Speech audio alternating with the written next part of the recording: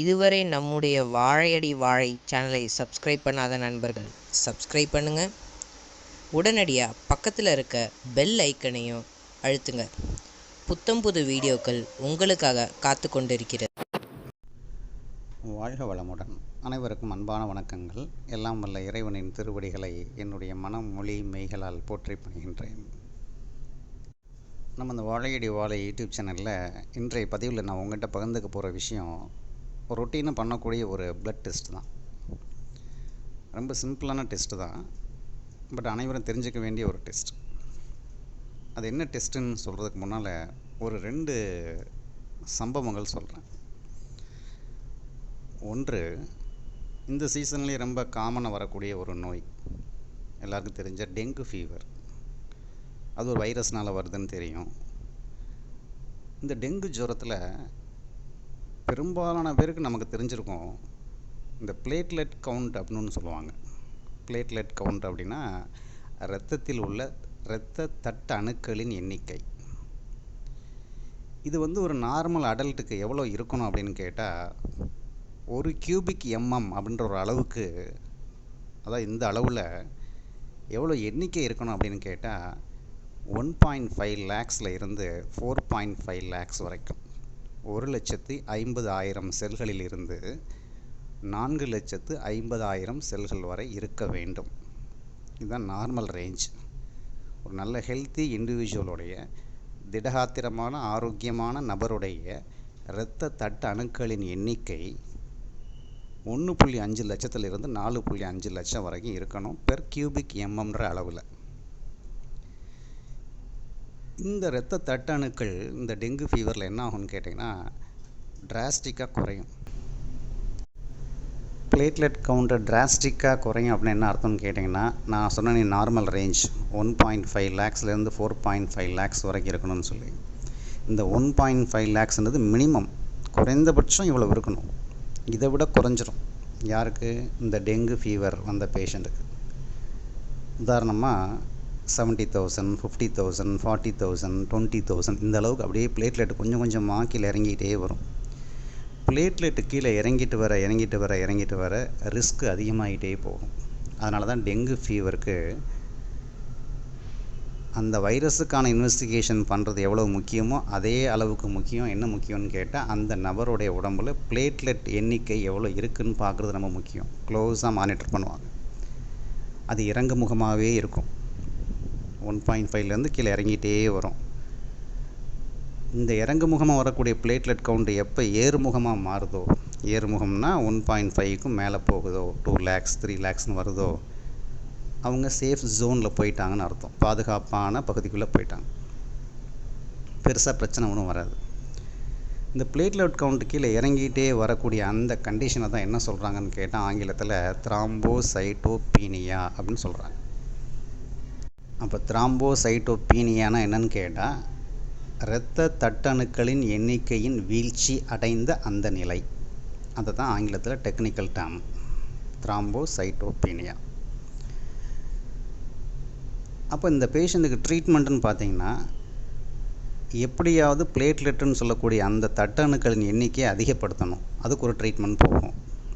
கூடவே ரெடிமேடாக என்ன கொடுக்க ஆரம்பிப்பாங்கன்னு கேட்டால், இரத்த தட்டணுக்களை பிளட் டிரான்ஸ்ஃபியூஷன் பண்ணுற மாதிரி, ஒருத்தருக்கு ரத்தம் ஏற்றுவோம்னு சொல்கிறோம் இல்லையா, அது மாதிரி ஹோல் பிளட் ரத்தம் ஏற்றாமல் இந்த இரத்த தட்டணுக்களை மட்டும் தனியாக பிரித்து எடுத்து வச்சுருப்பாங்க.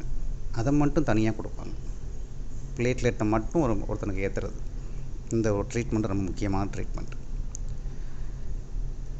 ஸோ ஒரு கட்டத்துக்கு மேலே என்ன ஆகும்னு கேட்டிங்கன்னா, நார்மலாகி ரெக்கவர் ஆகிடுவாங்க.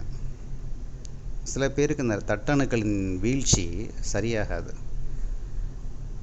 அப்போ என்ன ஆகும்னு கேட்டிங்கன்னா, அவனுடைய உடம்புக்கு உள்ளே இருக்கக்கூடிய உள் உறுப்புகளில் இரத்த கசிவு ஏற்பட்டால், ப்ளீடிங்னு வச்சுக்கோங்களேன், இன்டர்னல் ஆர்கன் ப்ளீடிங், உள் உறுப்புகளில் இரத்த கசிவு ஏற்பட்டது அப்படின்னா,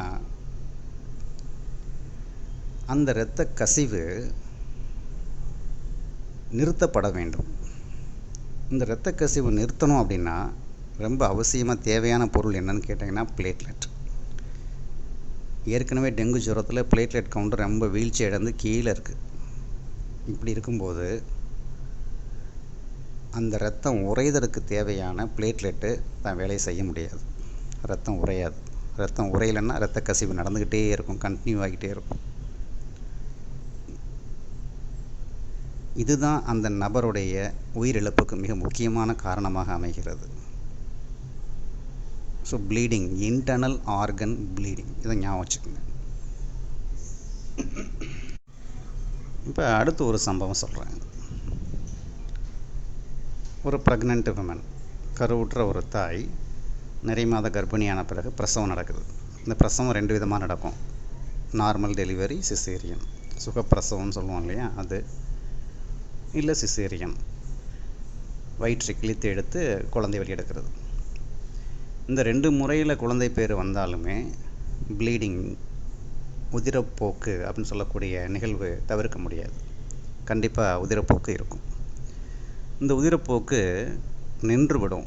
யாருக்குன்னு கேட்டிங்கன்னா, ஒரு குறிப்பிட்ட எல்லைக்கு மேலே தானாக சரியாயிடும்.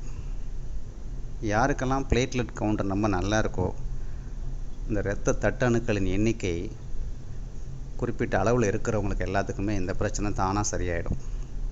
ஆனால் சில பேருக்கு நார்மல் டெலிவரி ஆகட்டும், சிசேரியன் ஆகட்டும், இந்த ப்ளீடிங் ஸ்டாப் ஆகவே ஆகாது, கண்டினியூ ஆகிக்கிட்டே இருக்கும். இது ரொம்ப ஹை ரிஸ்க் கேட்டகரின்னு பேர். இதனாலேயே அவங்களுக்கு உயிரிழப்பு கூட நடக்கலாம். அப்போ அவங்களுக்கு பிளேட்லெட் கவுண்ட் எந்த அளவில் இருக்குது அப்படின்னு பார்க்குறது ரொம்ப முக்கியமானது. இந்த 2 சம்பவத்தை ஞாபகம் வச்சுக்கோங்க. இப்போ நம்ம இன்வெஸ்டிகேஷனுக்குள்ளே போவோம். நான் சொல்ல போகிற இன்வெஸ்டிகேஷனோட பேர் BTCT, இதுதான் டெஸ்ட்டு பேர். ப்ளீடிங் டைம் அப்படின்னு சொல்லக்கூடிய டெஸ்ட்டோட சுருக்கம் தான் BT. கிளாட்டிங் டைம் அப்படின்னு சொல்லக்கூடிய டெஸ்ட்டோட பேர் தான் CT. இது ரெண்டையும் சேர்த்து சொல்லும்போது BTCT அப்படின்னு சொல்லுவாங்க. அதாவது ஒரு நபருடைய உடம்புலேருந்து இரத்த கசிவு ஏற்படுது. அந்த இரத்த கசிவு எவ்வளவு காலம் நீடிக்குது, அந்த காலம் சொல்கிறீங்களே அதான் டைம். எவ்வளவு நேரத்துக்கு இந்த ப்ளீடிங் நடந்துக்கிட்டே இருக்குது அப்படின்னு நம்ம மானிட்டர் பண்ணி ரெக்கார்ட் பண்ணுறோம். அதுதான் ப்ளீடிங் டைம். சரி, வெளியே வந்த ரத்தம் எத்தனை காலத்துக்குள்ளே உறைஞ்சி போகுது, கெட்டியாயிருது, அந்த காலம்தான் கிளாட்டிங் டைம். ஸோ ப்ளீடிங் அப்படின்னா உதிரப்போக்கு நடக்கிற காலம், கிளாட்டிங்னா ரத்தம் உறையக்கூடிய காலம். பொதுவாக ஒரு அடல்ட்டுக்கு ஒரு கால நிர்ணயம் பண்ணி வச்சுருக்காங்க, நார்மல் டைம் அப்படின்னு வச்சுருக்காங்க. அது என்னன்னு கேட்டிங்கன்னா, இந்த ப்ளீடிங் டைம் சொல்லக்கூடிய அந்த டயத்துக்கான நார்மல் வேல்யூ எவ்வளோன்னு கேட்டிங்கன்னா 2 முதல் 7 நிமிடங்கள். இந்த டைம் வரைக்கும் ப்ளீடிங் நடக்கலாம். இதற்கு மேலேயும் நீடித்தால் 8 நிமிஷம் ஆச்சு, 9 நிமிஷம் ஆச்சு, 10 நிமிஷம் ஆச்சு, இன்னும் ப்ளீடிங் வந்துக்கிட்டே இருக்குது அப்படின்னா ஏதோ அப்நார்மாலிட்டி இருக்குதுன்னு அர்த்தம், ஏதோ குறைபாடு இருக்குதுன்னு அர்த்தம். அதேமாதிரி ரத்தம் உறையிறதுக்கு, வெளியே வந்த ரத்தம் எவ்வளோ கால எல்லைக்குள்ளே உறைஞ்சிடணும் அப்படின்னு கேட்டிங்கன்னா 8லேருந்து 15 நிமிடத்துக்குள்ளே உறைஞ்சிடணும். அப்படி உறையாமல் 15, 16, 17, 18, 19, 20 அரை மணி நேரம் ஆகியும் ரத்தம் உறையவே இல்லை அப்படின்னா அங்கேயும் பிரச்சனை இருக்குன்னு அர்த்தம். இதுக்கு தான் ப்ளீடிங் கிளாட்டிங் டிஸார்டர் அப்படின்னு பேர். இரத்த கசிவு, ரத்தம் உறைதல், இந்த 2லேயும் குறைபாடு இருக்குது. இதுக்கு நிறைய காரணங்கள் இருக்குது. பிளேட்லெட் மட்டும் நான் சொல்ல வரல, நிறைய காரணங்கள் இருக்குது. மிக முக்கியமாக கருதப்படுவது பிளேட்லெட். இப்போ இந்த பதிவின் வாயிலாக நீங்கள் தெரிந்து கொள்ள வேண்டிய செய்தி என்னன்னு கேட்டிங்கன்னா, டெங்கு ஜுரம் அப்படின்னு வந்துருச்சு அப்படின்னா பிளேட்லெட் கவுண்ட்டுன்னு சொல்லக்கூடிய அந்த கவுண்ட்டை வந்து இன்வெஸ்டிகேஷன் பண்ணி பார்த்து நார்மல் ரேஞ்சுக்குள்ளே இருக்கா, இறங்கு முகமாக இருக்கிறதா, கீழே இறங்கிக்கிட்டே போகுதா அப்படின்னு பார்க்குறது ரொம்ப முக்கியமானது. அதே மாதிரி இந்த BTCT அப்படின்னு சொல்லக்கூடிய இந்த டெஸ்ட்டானது யாருக்கு ரொம்ப அவசியமாக தேவைன்னு கேட்டிங்கன்னா, ப்ரெக்னென்ட் விமன், டெலிவரிக்கு தயாராக இருக்கிற கருவுற்ற தாய்மார்கள் அனைவருமே டெலிவரிக்கு முன்னாலேயே இந்த BTCTன்ற டெஸ்ட்டை பண்ணி பார்த்து அந்த ப்ளீடிங் டைம், கிளாட்டிங் டைம், இந்த 2மே நிர்ணயிக்கப்பட்ட கால எல்லைக்குள்ளே இருக்கா அப்படின்னு கண்காணித்து வச்சுக்கணும். ஏன்னா இதன் அடிப்படையில் தான் டெலிவரி டயத்தில் உதிரப்போக்கு வந்தால் அதை எப்படி மேனேஜ் பண்ணலாம் அப்படின்ற விஷயத்த மருத்துவர்கள் கையில் எடுக்க முடியும். ஸோ கர்ப்பிணி பெண்களுக்கு நிறைய இன்வெஸ்டிகேஷன் பண்ணுவாங்க பிஃபோர் டெலிவரி.